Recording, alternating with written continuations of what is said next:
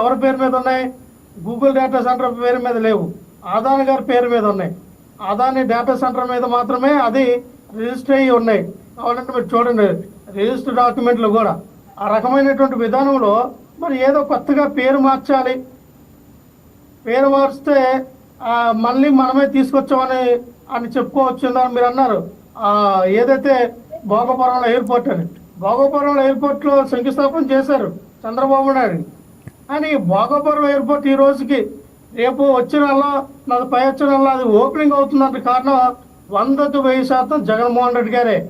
అక్కడ ఎటువంటి legal aspects ఏవైతే రైతులు భూములు ఇచ్చారో ఆ రైతులు ఇచ్చిన భూములు అందరూ కూడా కోర్టుకు వెళ్ళారు.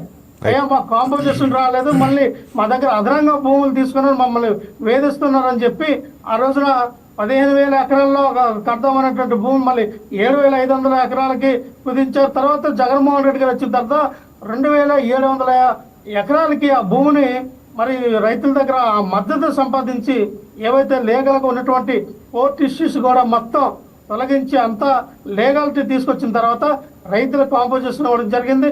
అలాగే ఎవరైతే జిఎంఆర్ సంస్థకు అప్పచెప్పారో ఆ జిఎంఆర్కి మళ్ళీ ప్రభుత్వం నుంచి మరి అత్యధికమైనటువంటి ఇంకా మరి వాళ్ళకి ఒక రకమైనటువంటి సబ్సిడీ పెంచి పనులు వేగవంతం జగన్మోహన్ రెడ్డి గారి హయాంలో ఉన్నప్పుడే పనులు సుమారు 70% పనులు అయిపోయి ఈ రోజున 30% ఉన్నటువంటి పనులు కూటమి ప్రభుత్వంలో సర్వేగంగా జరిగి రేపు మాపు ఓపెన్ అవుతుంది. సో ఇది చంద్రబాబు నాయుడు గారు 4 సంవత్సరాలుగా 4 సార్లు సీఎంగా అయినప్పుడు ఎన్నో ప్రాజెక్టులకు కానీ ఎన్నో కట్టడాలకు కానీ సెలవు పథకాలు వేశారు, కొబ్బరికాయ కొట్టారు. కానీ ఏది కూడా పూర్తి అవ్వలేదు. చంద్రబాబు నాయుడు గారు శిలాపలకం వేసి కొబ్బరికాయ కొట్టింది ఇప్పటికి ఒకటి పూర్తయిందని మీరు చూపించండి. ఒక్కటి కూడా రాష్ట్రంలో ఏది పూర్తిగా ఎన్నోట్లకు శంకుస్థాపన చేశారు, చేయలేదు అన్నట్లు. కానీ శంకుస్థాపన చేయడం వల్లే ఉపయోగం లేదు. దానికి కావాల్సినటువంటి విధానాన్ని ముందుకు తీసుకెళ్లే విధానంలో చంద్రబాబు నాయుడు గారు ఎప్పుడు కూడా ఫెయిల్యూర్ అవుతూ ఉంటారు. ఎందుకంటే మేము అదే చెప్తాం సార్, ఉత్తరాంధ్రకి ఏదైతే పెట్టుబడులు వస్తూ ఉన్నాయి, విశాఖ సెంటర్గా మరి ఆర్థిక రాజధానిగా ఆ రోజున జగన్మోహన్ రెడ్డి గారు చూపించారు.